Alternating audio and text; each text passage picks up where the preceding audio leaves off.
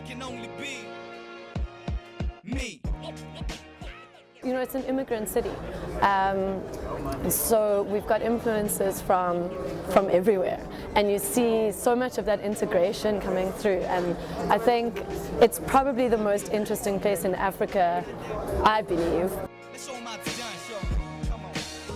I've been committed since day one. From the onset, I've never changed, but I can't seem to say the same thing about the game. Used to get a good feeling, but now I feel it's strange. Townships always been regarded as danger areas, no-go areas, places whereby bad stuff is happening, whereby nothing good can come out of, you know, to even go to as far as when you grow up, it's like you must go to school, get a job, and then when you start buying a house, you move out of the township.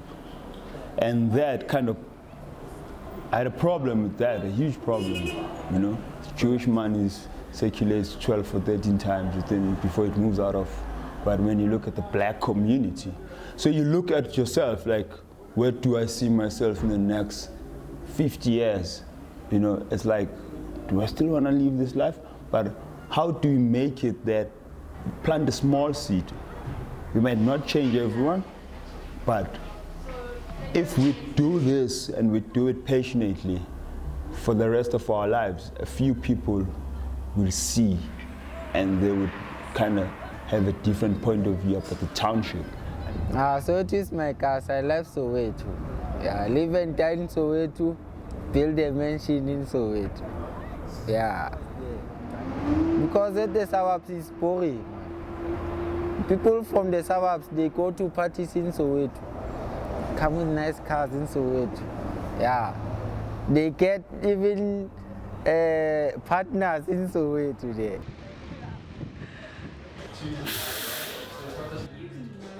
My name is MK Fresh. You tell me pusha mateki, me I'm pusha mateki. Shout out Boys and Box.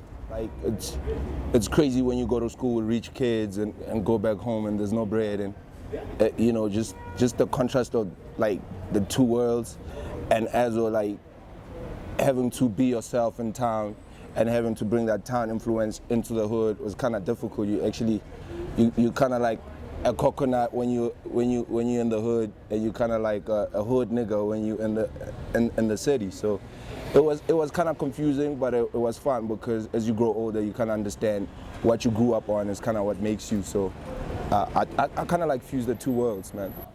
The country was still trying to find its own identity. So people had to come up with things to express themselves, to kind of say, yo, this is our new direction. And 1997 at YFM, and YFM was like a youth radio station and founded by like a youth, that were people that were part of the scene. I mean, it gave us artists like Abo Pumshaka. Echo had a verse like Shy Lokshin Culture, like who want to know Chad, you know? It's like Lokshin Culture was a brand, you know, they're the first generation, you know, that cats that build a brand, and a brand that was like kind of made sense at that time, and they were young, black, and it was like, wow. So it was like, wow, we can also do it. It was like that when Kwaito started in the 90s. I mean, it's still like that now. We're just taking that which we grew up with and just implementing it in the city, and with the hustle and the lifestyle, it's just crazy. I mean, Soweto's always been an interesting place. You know, people have always been very proud in what they wear, and back in the day it was shown through groups like the Swankers, the guys who would, you know, dress their best and even have battles in the streets, you know. And now, you know, so it's not a new trend. Looking good and having pride in your appearance is not a new thing, but current sort of manifestations and fads of that is just different groups of guys and some girls, but mostly men I'm seeing, dressing their best and making careers out of looking good. But it's been spawned by, in my opinion, by a certain few groups who in the last sort of 6 to 8 years have really helped Sowetan youth believe that A, where they come from is great and they don't have to move to the city to make it, and B, that they can dress well in their own hood. You know, you don't have to dress well for the city, you can dress well for Soweto. And some of those groups are like the Thesis crew from Noxolo. I met my former partner Mani, you know, and then Mani was just enrolled to be a fashion designer, and we would just go around town, buy clothes, and we just became friends, sharing stuff, always inspiring each other, you know, saying that we want to do this. And then during that journey, you know, it came to my attention, because I was always reading, it came to my attention that, come on now, dude, Mani, when's the fashion designing when uspana Edgar's, so how do we flip that? During that time I was just trying to find myself, you know, and I was like, this is what I want to do, I want to have a clothing business, you know, and I was always somehow kind of different, you know, people would say, you know, how you dress, and I think that passion kind of grew, man. Then we just went on and on. 2005, we launched the label, just like an informal show. We had like, we closed off a tea junction at the friend's place, because back then it was just friends just going around. When you look at it, like you come too far to drop it now.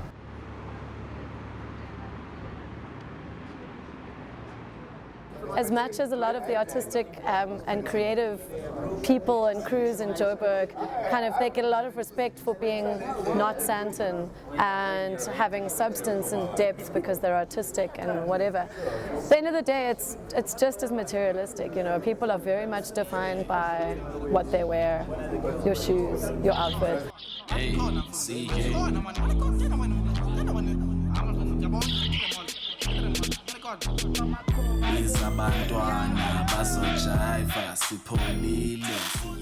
This culture was born there in Soweto, maybe 2009 there. So I used to be a normal guy, seeing these guys with colorful clothes, and I say, no, I'm fine. And you know, I do graphics, you see.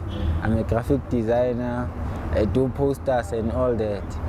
So there was a time when I was going to another crew to take them photos, to make them a post. So I saw, man, hey, it's like I'm not there.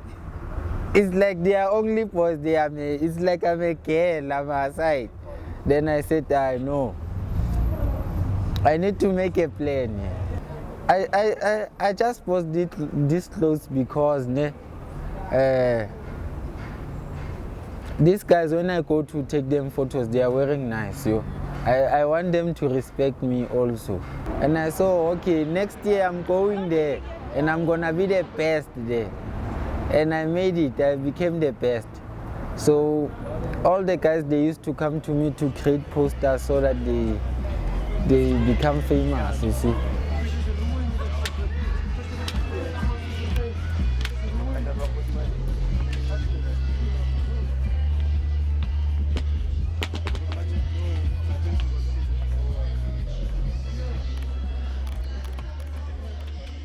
My name is Busang Mo, it's my surname, and I'm from Soweto.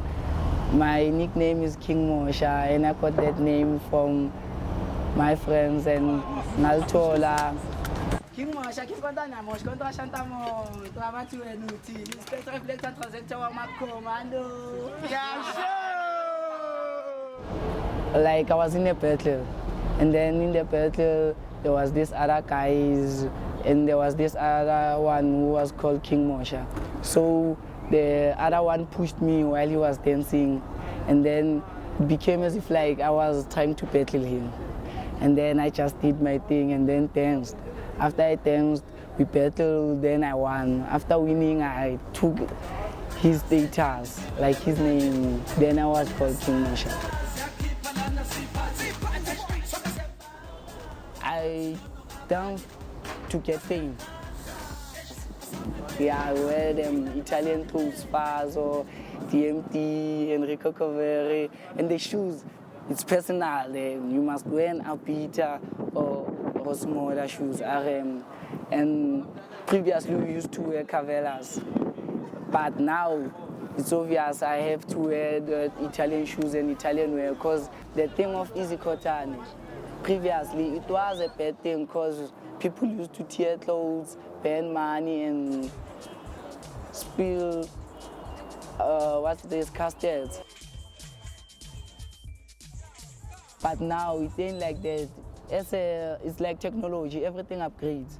And then it's upgraded. Now you just have to flaunt with your things. You buy them and then wear them and walk with pride. It's not like as if like you gotta wear them and where you go, you just tell people that they are wearing cheap clothes. It's not like that. You just wear your expensive clothes and then walk with pride. Be yourself. So for me, it's street culture. It's something. It's anything that any youth of that kind would do to try and find a voice to express themselves.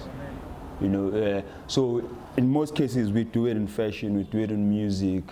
We do it in art. We do it in graphic design. You know. These creative journalists, you know, I mean, people are even calling themselves now creative entrepreneurs, you know. So for me, it's like just within the creative spectrum, but it just must be influenced by the streets. It must just come from nowhere, and it grows authentically.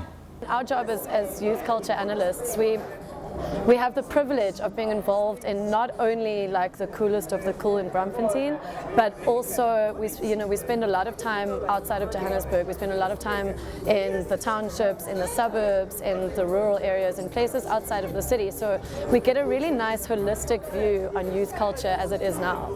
And we've seen it kind of, I've seen this beautiful thing in the last couple of years, especially where kids are kind of taking influences from their traditional heritages.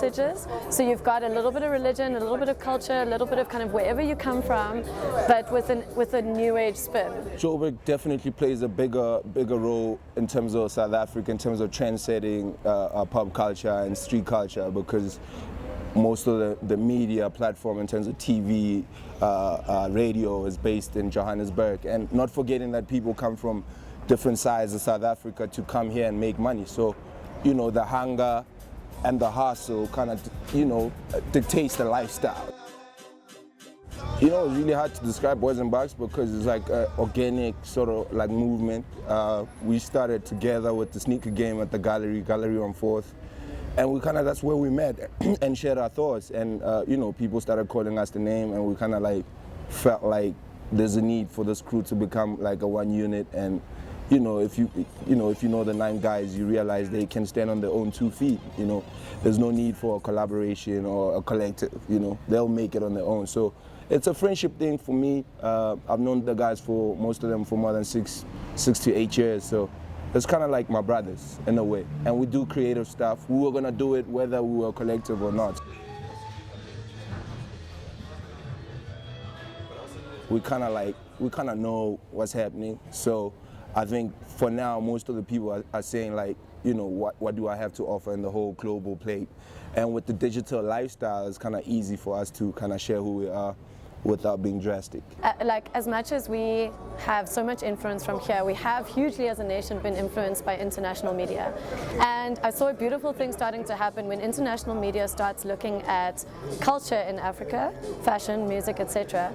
They stop focusing on, oh, the poor struggle and whatever, and we stop seeing ourselves as that. So I've seen a lot of kids from wherever in SA who previously would have been like a little bit, not ashamed, but you know, not so proud of where we're from. And I think in recent years that's changing, and it's like now it's really like we've got a lot of dignity, you know, we've got a lot of pride in being South African. I'm uplifting my community with that thing. It's obvious people from the suburbs, when they come, they'll want to see that guy. Surely people from overseas, when they come and see, or maybe they were from in an internet cafe and watched my videos on YouTube, they would just see that boy, and when they come to Soweto, they would want to see that boy from Soweto. Now I'm making a name out of Soweto, and I'm using it in the best way. In what country can you be in where a guy can actually make a career because he knows how to dress himself really well? And not as a model, not as a stylist, but just as a personality, you know, like a human who can dress well. Like, where else does that happen, you know? Sfazo Midano Kucha, they call it Machinpu. You see? Yeah, it's also 2,500. This fazo with patterns, many patterns, broken tiles. Silk. Yeah, silk, same time. It's 2.5. Yeah, so still, this shoe is 2,500. You see, you can see. You can take a pic of all of us. Yeah. I would say my family, they knew that I danced, but when they saw the videos on YouTube and the videos from people with their cell phones and internet and interviews from TV and documentaries, they just feel as if like I'm doing something for myself, and whatever makes me happy makes them happy. When we pass, they say, give us money because you're gonna burn it. We saw you there on TV. That means they paid you lots of money. Hey, give us money. How can you dress like this? You are Isikhothane. Hey. Then they start imitating these dances. Hey. Nkothe lapho.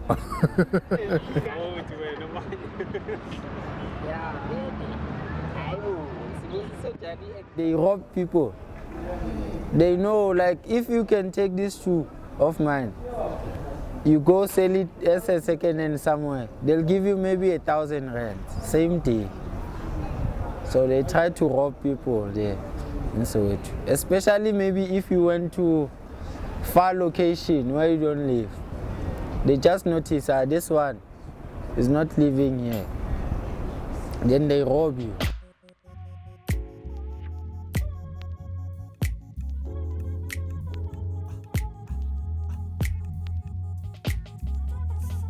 A friend of mine once killed himself from Magari because this thing, it's just too much. Like the pressure in there, you know. Because sometimes you might play with your friends, with let's do something which costs like a certain amount of money, and then all of us we do that thing. And then just that one outstanding guy who cannot afford to do that. Then what happened? That person killed himself because we were going, like, there was a certain trip that was coming. And then all his friends, they had like the attire, ne? He was just short of one thing, which were shoes. And at his house, they already laid by those shoes for him. It's just that they didn't take out those shoes in time. Then he killed himself.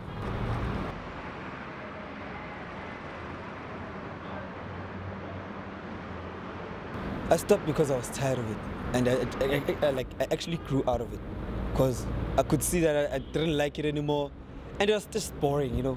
Like that excitement, that oomph, that adrenaline rush you used to get out of it just got out of me. That thing here, Isikhothane, I mean, I don't blame it on the kids. I even blame it on the parents. Like, I have never seen Isikhothane school here. My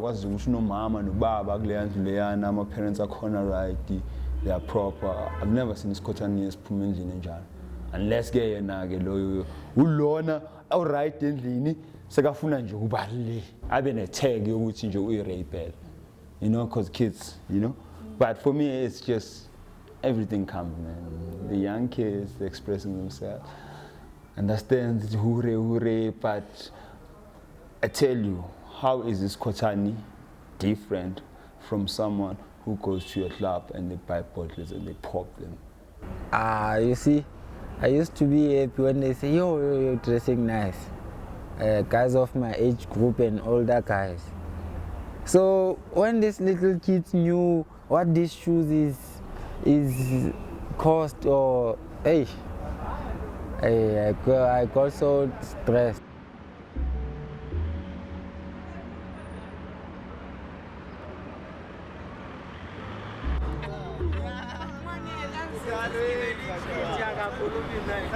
We are all normal guys. We were not trying to make attention. Yeah, we are not trying to make attention. And we are not influencing other people. They just decide to buy those things. We are not maybe making crime or doing anything bad. We are normal guys passing. We are passing. We are just normal guys. Yeah, we are not promoting anything. Because also as we've been through storms where people swearing at us, saying, you are wearing pink shoes, oh, it's for girls, hey, you are crazy, hey, you are gay, you see. But we don't care. we're kind of finally in a stage where we can create a new identity, and also because the international media is helping us believe that we can have our own identity and we don't need to create something that mimics international culture. For instance, like I don't have to look at Paris or Europe Fashion Week for me to get inspired by fashion, or I don't need to look at New York Fashion Week for me to get inspired, or any blogs. You know, I could just wake up and be on the phone with Anthea or my boys and get inspired from that or that discussion. You know, yeah. It's based on that hustle that style is created. The music is created from that struggle between you finding yourself within the city. The same thing, June 16, Youth Revolution happened in South Africa, in Soweto, and it was like contagious, it filtered. So we always believe that Soweto has that thing of like trend-setting. And when you look at your peers globally, it's like they're crazy about their cities. They're crazy, they love where they come from. So why can't you also be proud of where you come from, you know, and even use that as your canvas, you know? So that's what it is, like we're doing that and we're starting to work out now. It's nice now, life is better. So it's like you build a legacy, you want a legacy, and it's something that's why I don't want even theses to be built around me, because I know one day I'll have to go, I'll be gone. So when I'm gone, where is it going? So young kids must know that this is what it is, you know, it's where you can see hope.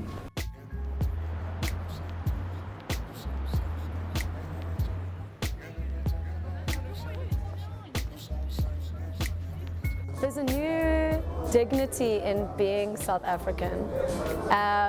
I think we used to be apologetic about ourselves. We used to be like, we're not good enough because we're not international, you know? And I think that people are a lot less apologetic, and it also helps that the international fashion, especially in music world, are looking at South Africa and taking influence from us.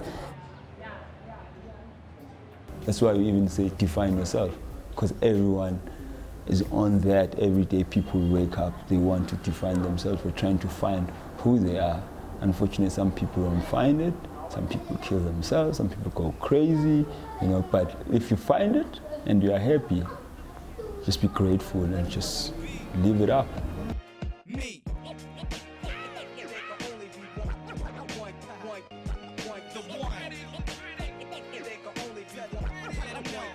I'm not the one you should be underestimating. Nope. Not me. You should be underestimating. Not that one. Let's show 'em how it's done.